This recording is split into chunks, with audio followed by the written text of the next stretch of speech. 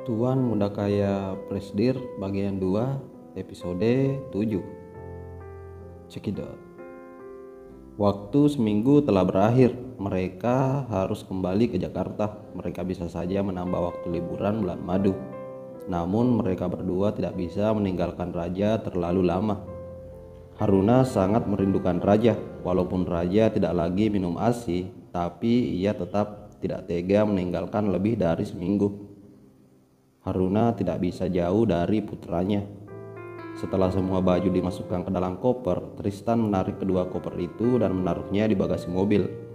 Sebelum pergi, Haruna menatap rumah itu beberapa menit, sampai saat Tristan memanggilnya. Ia baru masuk ke dalam mobil. Haruna. Haruna menoleh ke arah Tristan, lalu menatap ke arah rumah kembali. Setelah merasa puas, ia segera menghampiri Tristan lalu masuk ke dalam mobil bersama. Mobil bergerak pelan sampai di depan gerbang. Tristan memarkir mobilnya di depan gerbang lalu turun dari mobil. Ia mengunci pintu gerbang lalu masuk kembali ke mobil. Mereka melaju pergi meninggalkan rumah Kamal dengan mobil putih. Scene berpindah. Yuka baru saja datang dari rumah sakit bersama Seruni. Mereka ke sana untuk memeriksa kehamilan. Christian tidak bisa mengantarnya karena ada rapat penting di pagi ini. Yuka tersenyum melihat hasil USG. Kandungannya saat ini menginjak usia 2,5 bulan. Menurut dokter spesialis kandungan, semuanya normal. Kesehatan Yuka juga sangat baik. Dokter menulis resep vitamin yang harus diminum rutin setiap hari 1 tablet. Mah, Yuka mau ke toilet dulu. Mama duluan aja ke mobil, pamit Yuka. Seruni menunggu Yuka di dalam mobil di parkiran rumah sakit. 10 menit berlalu, Seruni masih santai. Namun setelah 1 jam tidak juga muncul, baru Seruni merasa cemas. Kalaupun di toilet ramai, tidak mungkin jika 1 jam tidak cukup waktunya.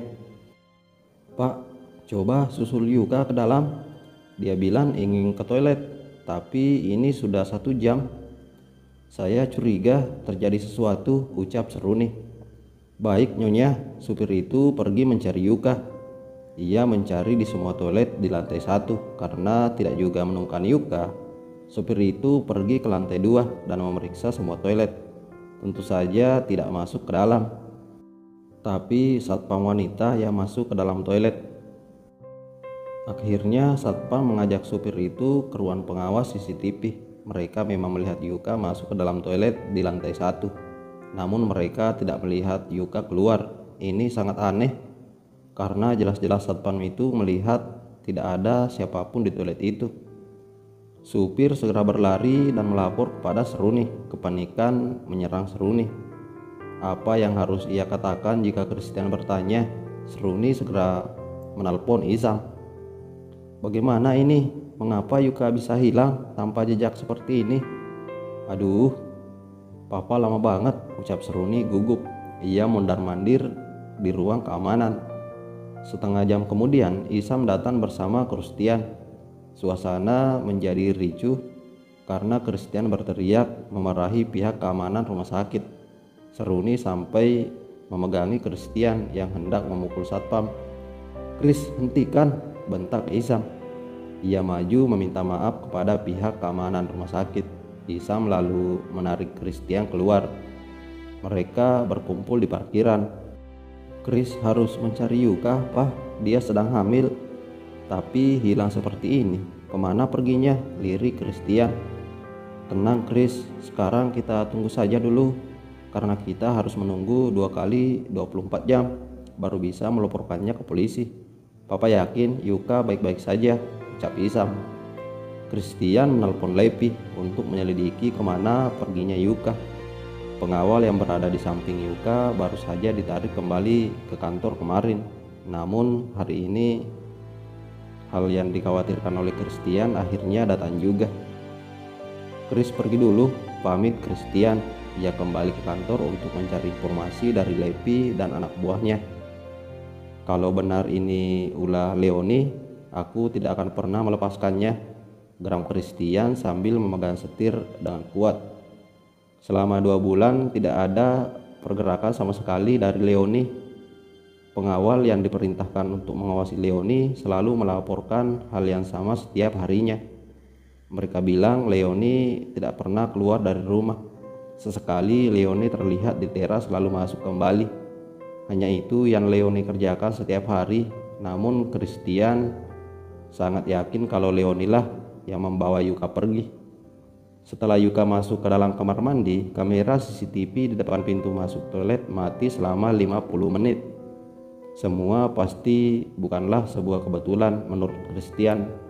Ia akan menemui Leoni setelah bertemu dengan Lepi. Scene berpindah. Haruna dan Tristan baru saja tiba di Jakarta. Ia melihat Sinta sedang mondar-mandir cemas di depan televisi. Raja sedang duduk sambil memainkan mobil-mobilan. Tingkah laku Sinta sangat aneh, membuat Haruna dan Tristan bertanya-tanya. "Kami pulang." "Tris, Haruna." Sinta segera menggendong Raja dan menghampiri mereka. "Ibu, kenapa? Kelihatannya sangat cemas," ucap Tristan. "Yuka, dia hilang di rumah sakit," jawab Sinta. "Hah? Hilang di rumah sakit?" tanya Haruna dan Tristan bersamaan. Sinta sangat khawatir karena pernah mendengar Christian membicarakan tentang pengawal untuk Yuka.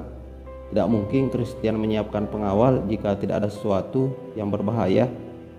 Mendengar Yuka hilang, Sinta bertambah yakin kalau ada hal yang berbahaya yang mengincar keluarga Izam. "Ibu sangat khawatir. Bagaimana kalau ada orang jahat yang mengincar Yuka?" tanya Sinta. "Ibu tenang saja dulu. Tris akan menemui kakak di kantor," ucap Tristan sambil melirik jam dinding.